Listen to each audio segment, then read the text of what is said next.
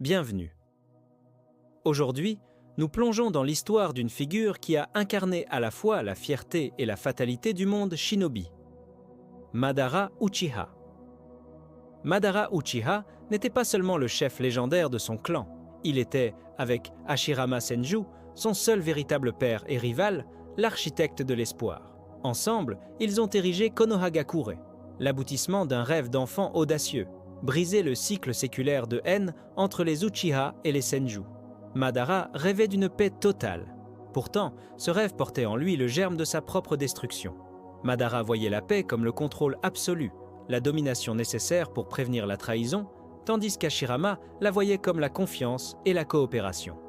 Cette divergence philosophique fondamentale mena au choc titanesque de la vallée de la faim, marquant non pas une défaite, mais l'extinction d'un espoir commun.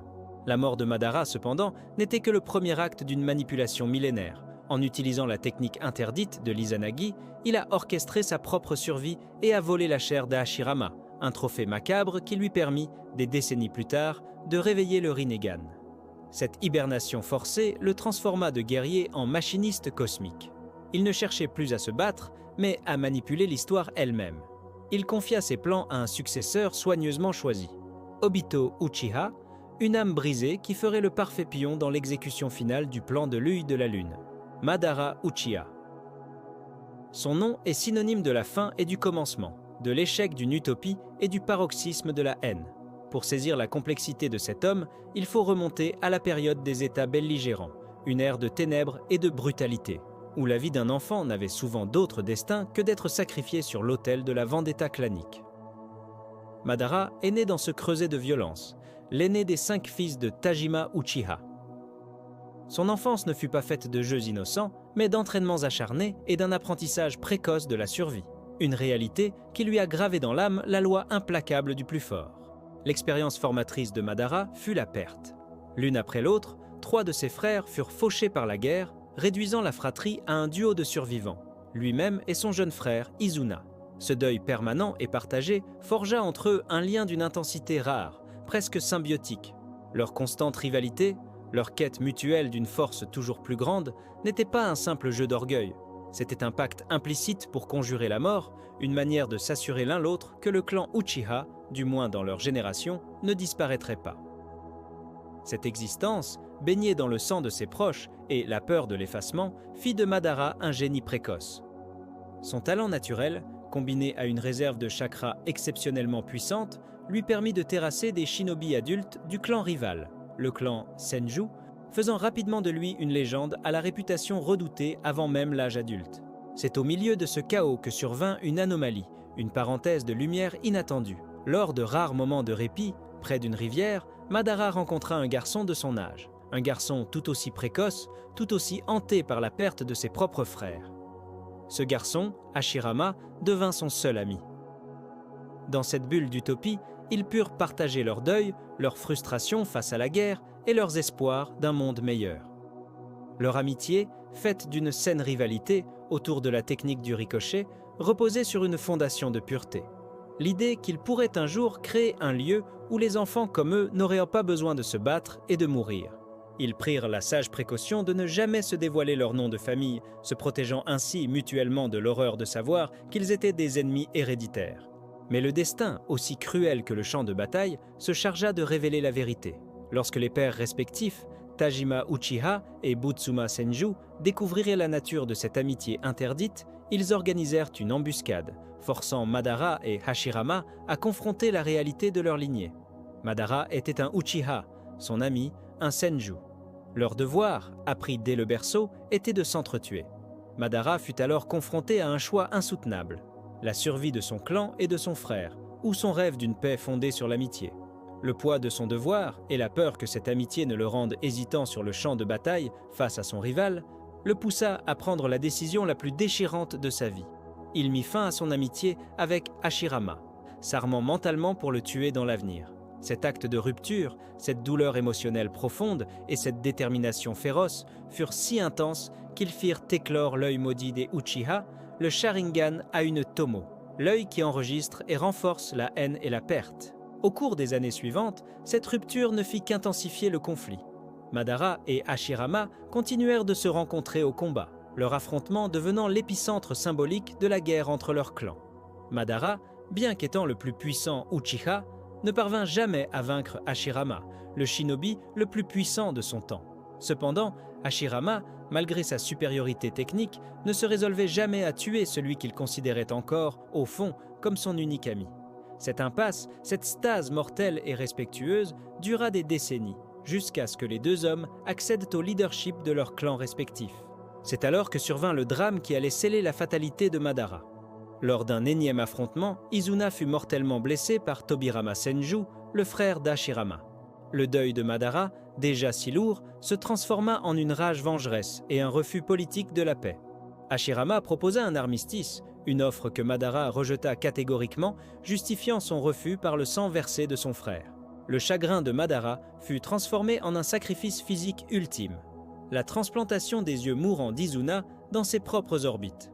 C'est ainsi que Madara obtint le Mangekyo Sharingan éternel, un pouvoir qui lui redonna la vision sans la menace de la cécité, mais qui le scella dans une solitude éternelle, portant littéralement l'âme de son frère dans ses yeux. Ce pouvoir, acquis par un second sacrifice familial, le prépara à lancer sa dernière attaque, désespérée et symbolique, contre le clan Senju.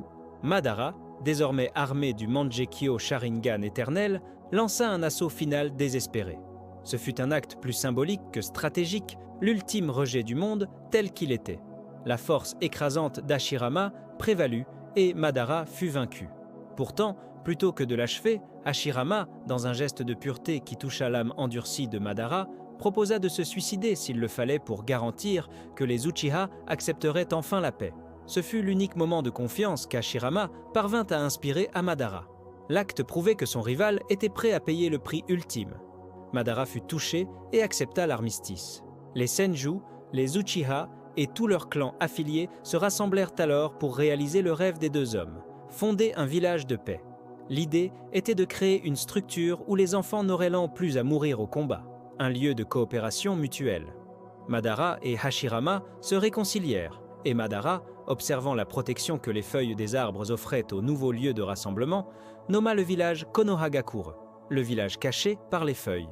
Ce nom, choisi par lui, restera l'un des ironies les plus amères de son histoire. Cependant, la vision de Madara différait fondamentalement de celle d'Hashirama. Tandis que Hashirama imaginait la coopération avec les autres villages naissants pour bâtir un réseau de paix global, Madara, marqué par des décennies de guerre et de méfiance, désirait le contrôle absolu. Pour lui, la paix ne pouvait être maintenue que par la domination. Cette divergence se manifesta brutalement lorsque Hashirama fut élu Hokage, le chef de Konoha. Madara, loin de voir cela comme un choix démocratique, y vit la consécration inéluctable de la domination du clan Senju. La peur que les Uchiha ne soient marginalisés et opprimés refit surface avec une force terrifiante. Cette anxiété fut amplifiée par sa lecture approfondie d'un artefact mystérieux, la stèle de pierre transmise dans le clan Uchiha depuis des générations et amenée à Konoha. À travers une étude minutieuse et influencée par sa nature ténébreuse, Madara déchiffra suffisamment de la tablette pour y lire l'histoire du sage des 6 chemins, du cycle sans fin de la paix ratée et de la fatalité du combat entre les Uchiha et les Senju. La stèle, qui avait été secrètement modifiée et corrompue par Zetsu Noir, lui offrit une fausse vérité. La seule échappatoire à ce cycle était le Tsukuyomi infini, l'union du monde entier dans une illusion éternelle. Fort de cette connaissance manipulée, Madara arriva à la conclusion que Konoha n'était qu'une expérience ratée. Il tenta désespérément de rallier son propre clan et Hashirama à sa cause apocalyptique, mais tous le renièrent. Personne ne souhaitait écouter l'homme qui prônait la destruction du rêve qu'ils venèrent de bâtir. Madara, désormais seul, choisit d'abandonner le village, son dernier geste étant l'incarnation de sa trahison. Il revint, contrôlant le démon renard à 9 queues, pour défier Hashirama. Ce fut l'affrontement final, un carnage apocalyptique dont la violence remodela le paysage, donnant naissance à la célèbre vallée de la faim. Les deux rivaux se battirent jusqu'à l'épuisement total. À la fin, Madara fut vaincu et tué par Hashirama. La nouvelle de sa mort se répandit, apportant une paix fragile au monde shinobi.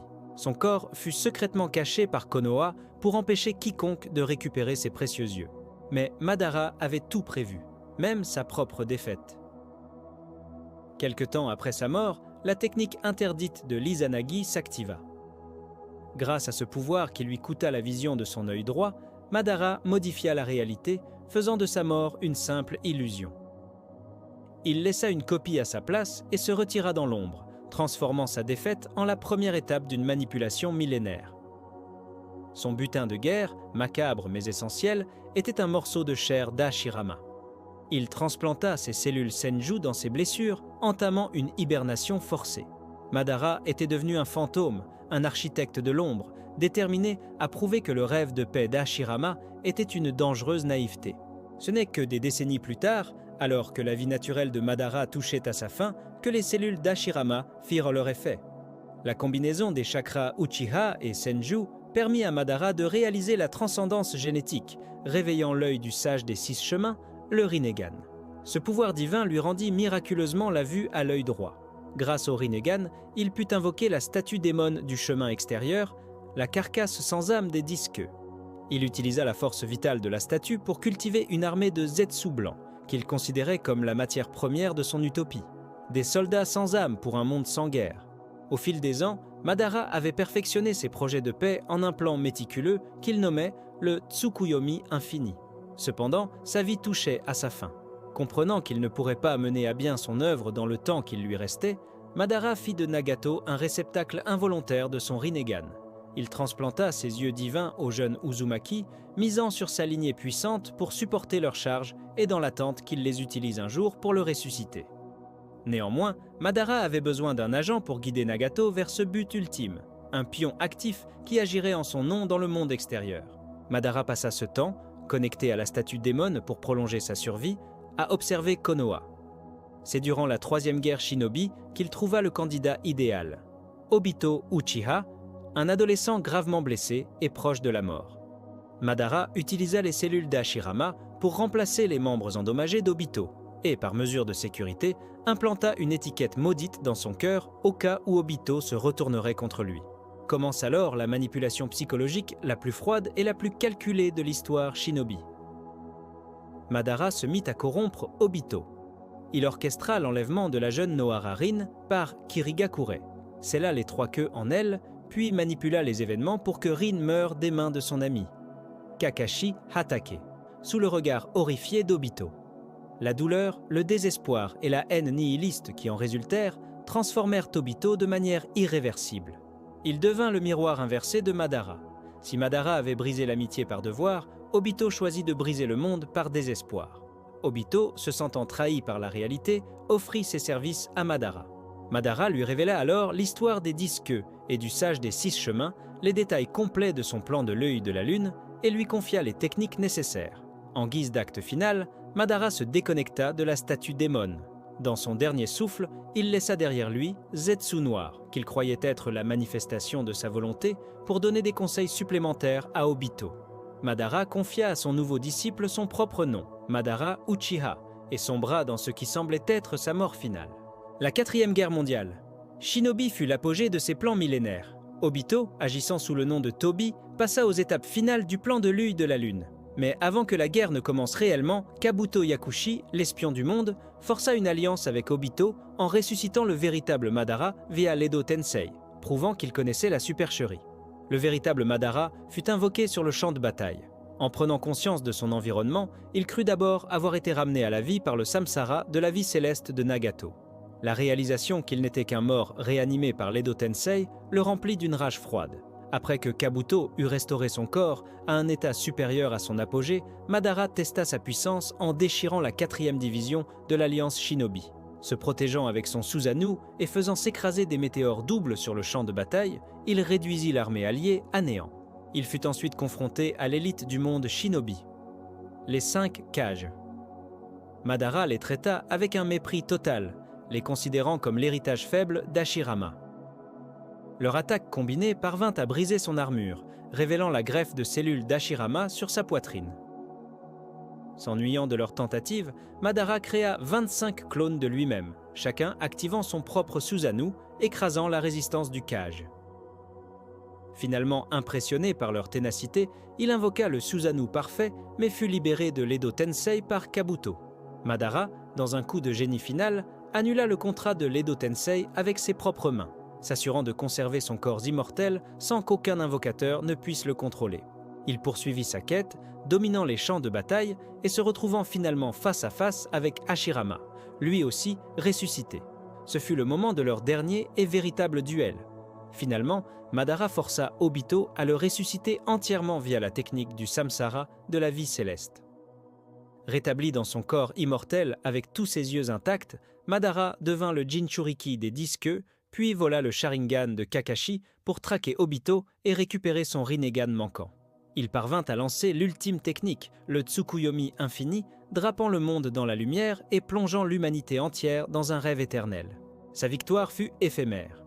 Alors qu'il proclamait sa réussite, Zetsu Noir le poignarda dans le dos, révélant la vérité qu'il avait cachée pendant des millénaires. Zetsu n'était pas la volonté de Madara, mais l'enfant de Kaguya Otsutsuki. Madara avait été un simple outil, manipulé depuis sa lecture de la stèle pour orchestrer le retour de la déesse Lapin. Le grand manipulateur fut, ironiquement, le plus grand manipulé de l'histoire.